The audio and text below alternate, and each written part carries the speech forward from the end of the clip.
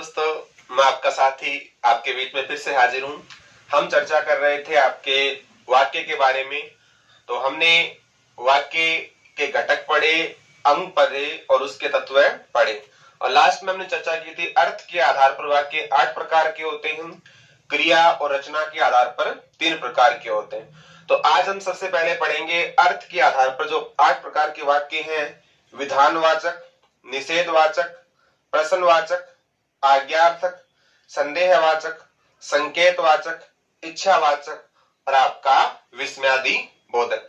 तो सबसे पहले हम चर्चा करते हैं आपके विधानवाचक वाक्य की। तो ध्यान रखना, विधानवाचक वाक्य होते हैं, इन्हें इंग्लिश में कहते हैं अफर्मेटिव सेंटेंस। सिंपल सेंटेंस कह सकते हो इनको आपको। और विधान शब्द है, इसका इंग्लिश वर्ड होता है लेजिस्लेटिव। तो इसको लेजिस्लेटिव कह सकते हो आप।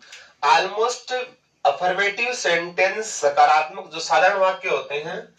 तो ध्यान रखना, विधानवाचक जो वाक्य होते हैं इनकी प्रकृति क्या होती है? साधारण होती है, सिंपल सेंटेंस होते हैं। किसी भी काल का हो, चाहे वर्तमान, भूत और भविष्य, सभी कालों के जितने भी साधारण वाक्य हैं वो सभी आपके विधानवाचक के अंदर आते हैं।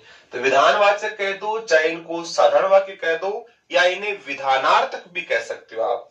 विधान प्लस अर्थक भी कह सकते हो, विधानार्थक। तो इन्हें आप विधानार्थक वाक्य भी कहा जा सकता है, या पॉजिटिव सेंटेंस भी कहा जा सकता है इनको आपके। तो इन वाक्यों में क्या होता है? इन वाक्यों में क्रिया करने या होने का बोध होता है। इन वाक्यों में किसी कार्य के करने या होने का बोध होता है। ऐसे सेंटेंस आपके कहलाते हैं विधानवाचक वाक्य कहलाते हैं। जैसे जितने भी सिंपल वाक्य ले सकते हो आप, जैसे आपने लिया राधा पढ़ती है, राधा पढ़ती है। सुनीता गाना गाती है, सुनीता गाना गाती है। मोहन क्रिकेट खेल रहा है।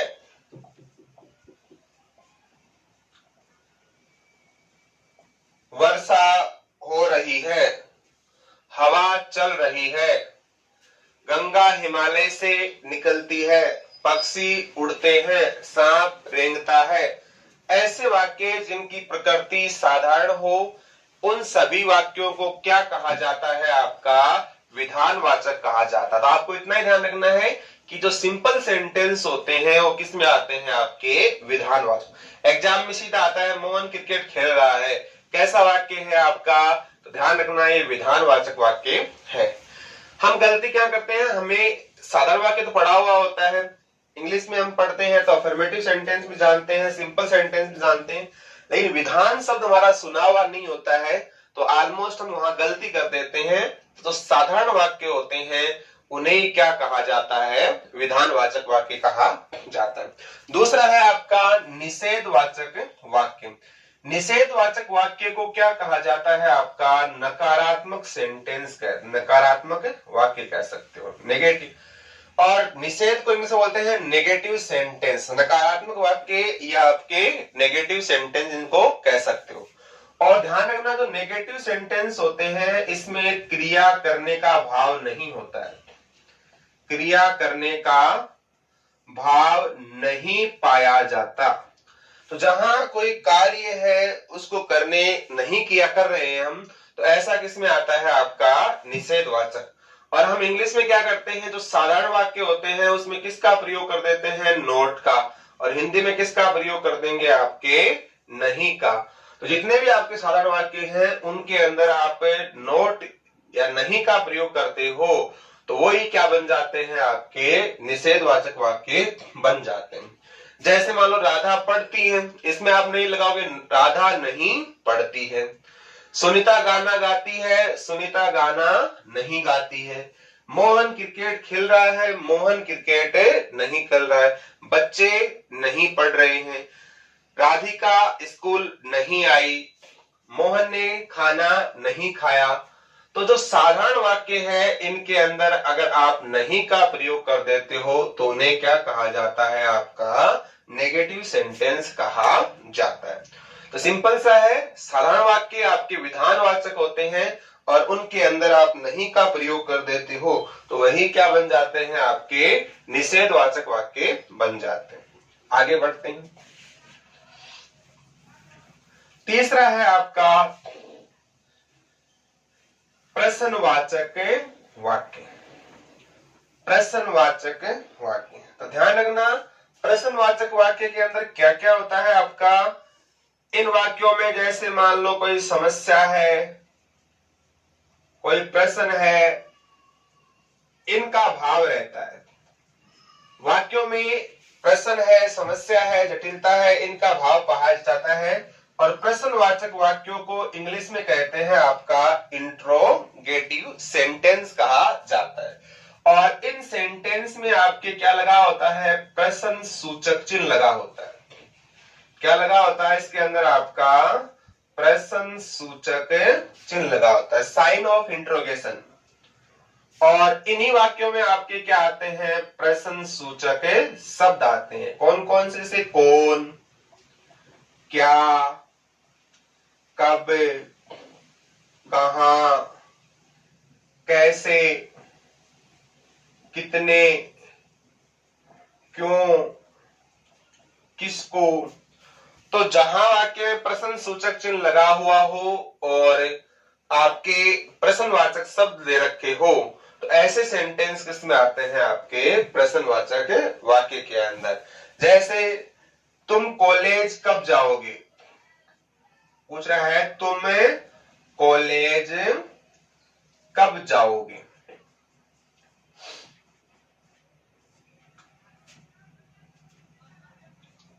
आपके पिताजी क्या काम करते हैं, आपके पिताजी क्या काम करते हैं। तुम्हारे कितने बच्चे हैं।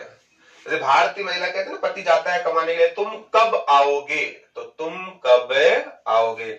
आप कहाँ रहते हो, तुम किससे बात करती हो, तुम्हारे घर पर कौन आया था। तो बहुत सारे ऐसे प्रश्न है, अगर किसी सेंटेंस में प्रश्न सूचक चिन्ह लगा हो और प्रश्नवाचक शब्द दे रखे हो तो ऐसा सेंटेंस क्या कहलाता है, आपका प्रश्नवाचक कहलाता है। चौथा है आपका आज्ञार्थक सेंटेंस। आज्ञार्थक सेंटेंस को ध्यान रखना, इंग्लिश में क्या कहा जाता है, आपका इंपेरेटिव सेंटेंस कहा जाता है। तो आज्ञार्थक सेंटेंस को इंग्लिश में कहते हैं आपका इंपेरेटिव सेंटेंस।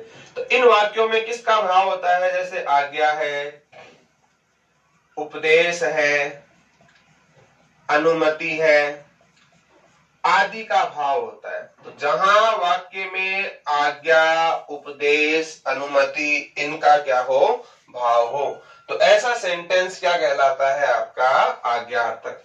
और आज्ञार्थक सेंटेंस इंग्लिश में कहते हैं आपका इंपेरेटिव सेंटेंस कहा जाता है। जैसे मान लो मैंने विधानवाचक लिखा था, राधा पढ़ती है, विधानवाचक है। राधा नहीं पढ़ती है, निषेधवाचक है। और राधा कब पढ़ती है, क्या पढ़ती है, किसके साथ पढ़ती है, क्या हो जाएंगे आपके प्रश्नवाचक।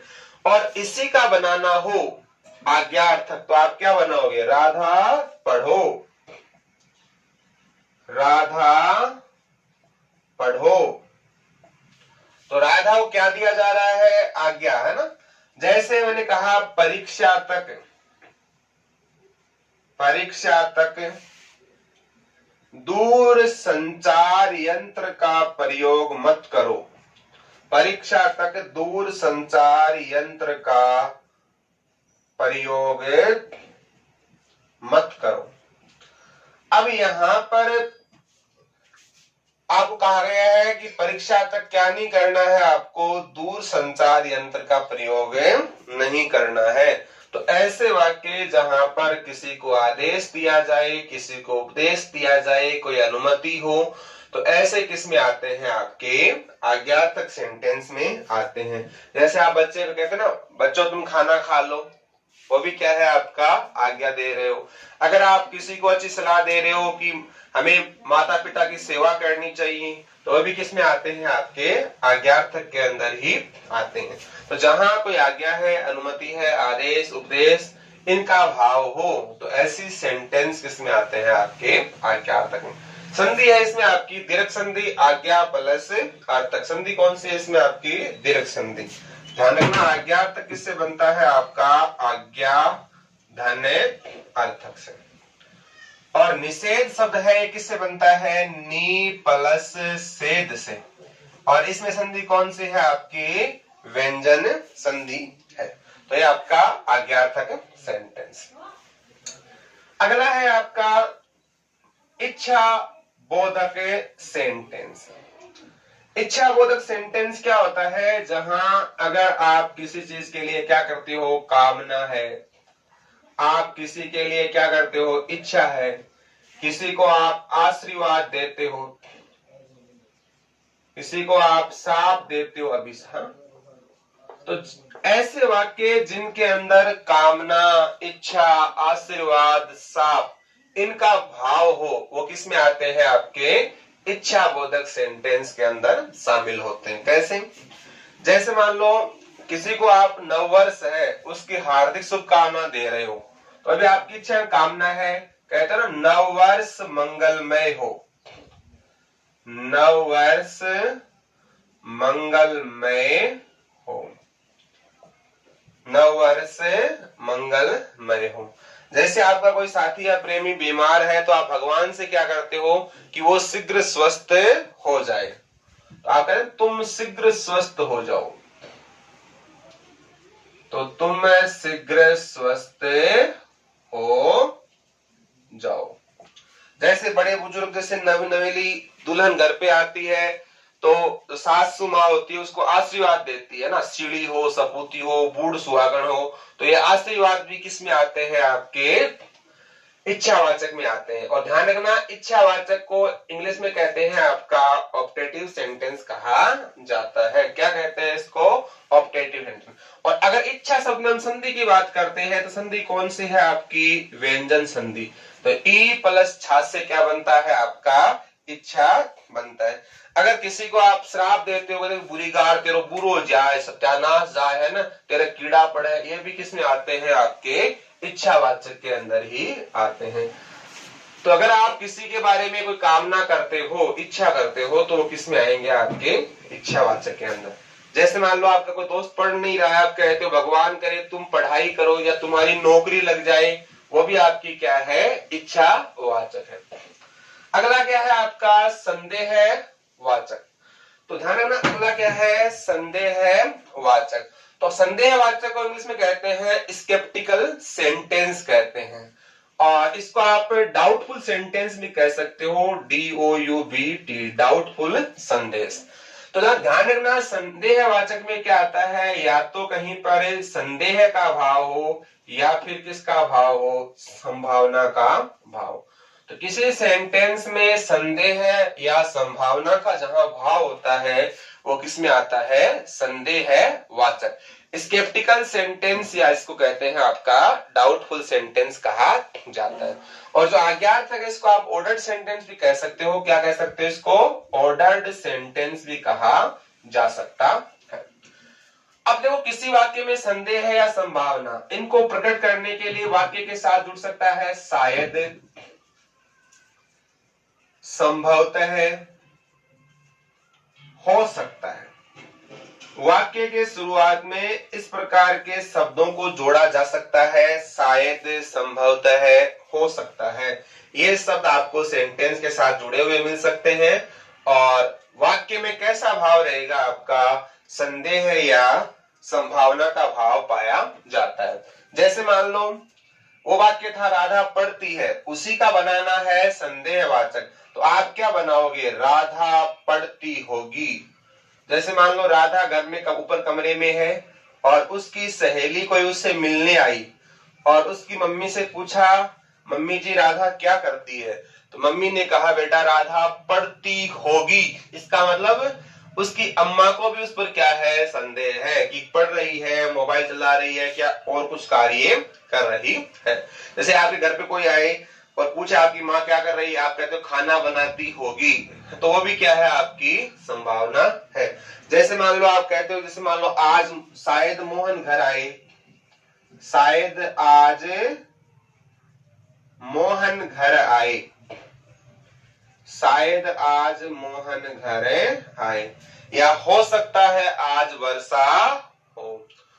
तो ऐसे वाक्य किसमें आएंगे, आपके संदेहवाचक वाक्य के अंदर आएंगे। तो ध्यान रखना, जहां किसी कार्य के होने में आपको क्या मिले, संदेह है या संभावना प्रकट हो, इसको बोलते हैं आपका स्केप्टिकल या डाउटफुल सेंटेंस कहा जाता है। अगला है आपका संकेतवाचक, और संकेतवाचक को क्या बोलते हैं, आपका इंडिकेटिव सेंटेंस कहा जाता है। संकेतवाचक को क्या कहते हैं, इंग्लिश में इंडिकेटिव सेंटेंस कहा जाता है। अगर हम बात करते हैं संकेत, तो सम प्लस केत बना सकते हो आप, व्यंजन संधि के अनुसार आपका क्या बन जाएगा, संकेत। और संकेत को हम वैसे कह सकते हैं सशर्त वाक्य भी कहा जा सकता है। क्या कहा सकते हैं इसको, सशर्त वाक्य भी कह सकते हैं, कंडीशन होती है। और सशर्त वाक्य को इंग्लिश में कहते हैं आपका कंडीशनल सेंटेंस। तो आप इसको इंडिकेटिव सेंटेंस भी कह सकते हो और आपका कंडीशनल सेंटेंस भी कहा जा सकता है। और शर्त का मतलब होता है वाक्य में जो होती है ना एक क्रिया, और एक क्रिया का दूसरी क्रिया पर निर्भर होना पाया जाता है। वाक्य में जो एक क्रिया होती है वो किस पर निर्भर रहती है, आपकी दूसरी क्रिया पर निर्भर रहती है। तो ऐसी कंडीशन किस में आती है, आपकी संकेतवाचक के अंदर आती है। तो जहां कोई काम का होना, एक क्रिया का होना दूसरी क्रिया पर निर्भर होता है, तो ऐसा सेंटेंस होता है आपका संकेतवाचक वाक्य। जैसे मान लो आपको वाक्य था राधा पढ़ती है, इसी का बनाना होता संकेतवाचक, तो क्या बनाते हैं, यदि राधा पढ़ती तो पास हो जाती या होती। तो राधा का पढ़ना और उसका पास होना, तो उसका पास होना किस पर डिपेंड करता है, उसके पढ़ने पर डिपेंड करता है। तो जहां एक क्रिया दूसरी पर क्या करे, निर्भर करे। और ऑलमोस्ट किससे जुड़ते हैं, आपके यदि और तो से जुड़ते हैं। जैसे आप कहते हैं ना, यदि वर्षा होती तो फसल भी अच्छी होती, यदि वर्षा होती तो फसल अच्छी होती, यदि वर्षा होती तो फसल अच्छी होती। फसल का अच्छा होना किस पर निर्भर कर रहा है, आपका वर्षा के होने पर निर्भर करता है। यदि तुम समय से स्टेशन पहुंचते तो गाड़ी मिल जाती, हाँ, अगर तुम नौकरी लगते तो तुम्हारी शादी हो जाती। तो ध्यान रखना, अगर कोई सेंटेंस यदि और तो से जुड़ा हुआ हो, इसका मतलब ये कंडीशन सेंटेंस है जहां एक क्रिया दूसरी क्रिया पर निर्भर करती है। तो एग्जाम में अधिकांशतः जो पूछते हैं वो आपका कौन सा होता है, संकेतवाचक वाक्य पूछा जाता है। सिंपल सा है कि अगर जहां एक क्रिया दूसरी क्रिया पर निर्भर करे, तो ऐसा है आपका संकेत वाचक वाक्य। अगला कौन सा है आपका, विस्मयादि बोधक। देखो, विस्मय प्लस आदि, विस्मय प्लस आदि, तो ए प्लस ए बराबर आ, दीर्घ संधि हो गई। इसको बोलते हैं इंग्लिश में आपका एक्सक्लेमेटरी सेंटेंस कहा जाता है। और विस्मयादि बोधक वाक्यों में क्या लगता है, विस्मय सूचक चिन्ह। क्या लगता है आपका, विस्मय सूचक चिन्ह। और साइन ऑफ इंट्रोगेशन यानी पूर्ण विराम होती है, उसके नीचे क्या लगा देते हो आप, बिंदु, तो उसे कहते हैं आपके विस्मय बोधक चिन्ह। अब इन वाक्यों में भाव कौन सा होता है, जैसे मान लो हर्ष है, शोक है, घृणा है, तिरस्कार है। हर्ष है, शोक है, घृणा है, तिरस्कार है, विस्मय है, आदि का भाव जहां पर आपको दिखाई दे। और वाक्य में क्या लगा होता है, आपका विस्मय सूचक चिन्ह लगा होता है। जैसे मान लो कहीं गंदी जगह देखते हो आप, घृणा सी होती है, आप कहते हैं ना छी छी, छी छी कितनी गंदगी है, छी छी कितनी गंदगी है। तो यहाँ छी छी घृणा का भाव हो रहा है, कैसा है आपको, विस्मय का भाव है। जैसे कोई विद्यार्थी है, बहुत अच्छा अचीवमेंट करता है, तो आप कहते हैं शाबाश, तूने बहुत अच्छा कार्य किया। अगर मान लो आप कहीं जंगल में जा रहे हो, आपको शेर दिखाई देता, अरे शेर, अरे शेर देखो, तो वहां भी क्या होता है, आपको विस्मय होता है। और किसी को आप देखते हो, आप कहते हैं ना काश आप हमारे होते, है ना, काश आप हमारे होते। तो अगला हो भी सकता है, नहीं भी हो सकता है ना। तो काश भी किसमें आता है, आपका विस्मयादि बोधक में। जैसे लड़कों की खास आदत होती है, जैसे पहले खूब खर्चा करते हैं ना अपनी गर्लफ्रेंड पे, उसके बाद में क्या कहते हैं, लास्ट में नई नौकरी लगती है, बेरोजगार रहते हैं, हाय मैं लुट गया, बर्बाद हो गया ना, हाय मैं लुट गया। तो यहां भी क्या है, आपका विस्मयादि बोधक है।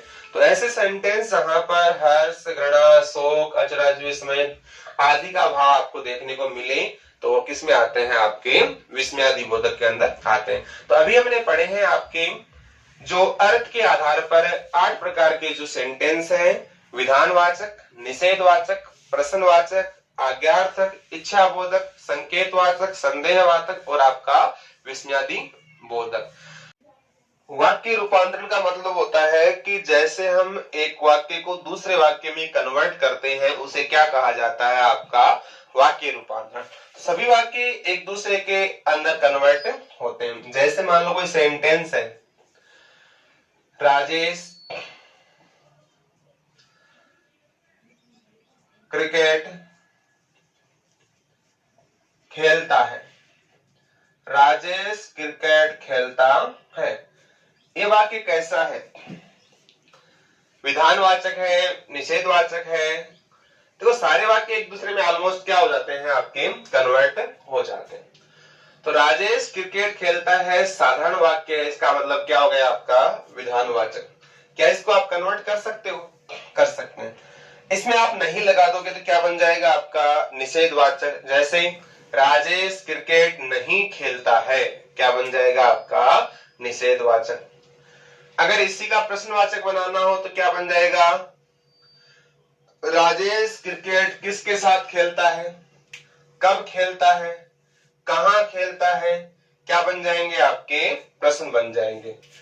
आज्ञार्थक, अगर आप राजेश को कहते हो राजेश क्रिकेट खेलो, तो क्या हो जाएगा, आपका आज्ञार्थक। इच्छावाचक, जैसे मान लो राजेश है, वो क्रिकेट खेलने में असमर्थ है, लेकिन आप उसके दोस्त हो, तो आपकी भी इच्छा होती है कि यार मेरा दोस्त भी क्या करे, क्रिकेट करे। या आप कहते हो यार तुम भी क्रिकेट खेलो, राजेश तुम भी क्रिकेट खेलो। तो कैसा वाक्य हो जाएगा, आपका इच्छावाचक। संदेहवाचक, संदेहवाचक में जैसे शायद हो सकता है राजेश क्रिकेट खेले, जैसे मैच हो रहा है, आप कहते हो यार इस मैच में राजेश खेलेगा या नहीं खेलेगा, तो आप कहते हो सकता है शायद राजेश, हो सकता है राजेश क्रिकेट खेले। तो कैसा हो जाएगा, संदेहवाचक। और अगर इसी को संकेतवाचक बनाना हो तो यदि और तो से जुड़ जाएगा। यदि राजेश क्रिकेट खेलता तो आज हम मैच जीत जाते। तो मैच का जीतना किस पर डिपेंड है, राजेश के क्रिकेट खेलने पर डिपेंड है। और विस्मयादि बोधक, जैसे आप राजेश के बारे में इतना जानते हो और कोई कहता है राजेश क्रिकेट खेलता है और आपको उस बारे में जानकारी नहीं है, और फिर आप कोई आपके सामने कहता है तो आप अरे राजेश क्रिकेट खेलता है, इसका मतलब आपको कैसा भाव हो रहा है, वहां पर आपका विस्मय का भाव हो रहा है। तो एक वाक्य को दूसरे वाक्य में कन्वर्ट करना ही क्या कहलाता है, आपका वाक्य रूपांतरण कहलाता है। राधा पढ़ती है, विधानवाचक। राधा नहीं पढ़ती है, निषेधवाचक। राधा कब पढ़ती है, किसके साथ पढ़ती है, कहां पढ़ती है, प्रश्नवाचक। राधा पढ़ो, आज्ञार्थक। और राधा ईश्वर करे राधा भी पढ़े, इच्छावाचक। यदि राधा पढ़ती तो पास हो जाती, राधा पढ़ती होगी, संदेहवाचक। और यदि राधा पढ़ती तो पास हो जाती, संकेत वाचक। अरे राधा भी पढ़ती है, कौन सा वाक्य है आपका, विस्मयादि बोधक। जैसे लिख दिया शीला गाना गाती है, शीला गाना गाती है। और शीला गाना गाती है कैसा वाक्य है आपका, साधारण वाक्य है, विधानवाचक। शीला गाना नहीं गाती है, निषेधवाचक। शीला गाना किसके साथ गाती है, प्रश्नवाचक। शीला गाना गाओ क्या हो जाएगा आपका, आज्ञार्थक। और ईश्वर करे शीला भी गाना गाए, या आप कहते हो इस प्रतियोगिता में शीला भी भाग ले, इच्छावाचक हो जाएगा। और संदेह आता शीला गाना गाती होगी, या हो सकता है शीला गाना गाए, तो क्या हो जाएगा आपका, संकेतवाचक। और संकेतवाचक यदि शीला गाना गाती तो ये कंपटीशन हम जीत जाते, तो कौन सा हो जाएगा, संकेत। अरे शीला भी गाना गाती है, कौन सा हो जाएगा आपका, विस्मयादि बोधक। तो सभी सेंटेंस है वो आपके एक दूसरे में क्या हो सकते हैं, कन्वर्ट हो सकते हैं। तो इसी प्रकार हम वाक्य को कन्वर्ट करते हैं, उसे क्या कहा जाता है, आपका वाक्य रूपांतरण कहा जाता है। अब आगे हम पढ़ेंगे क्रिया के आधार पर वाक्य, कर्तृवाच्य, कर्मवाच्य और भाववाच्य। तो नेक्स्ट क्लास में हम पढ़ेंगे आपके क्रिया से संबंधित टॉपिक है आपका वाच्य, जो आपका वाक्य से रिलेटेड भी है, कर्तृवाच्य, कर्मवाच्य और भाववाच्य। आज के लिए इतना ही, फिर मिलते हैं। जय हिंद, जय भारत।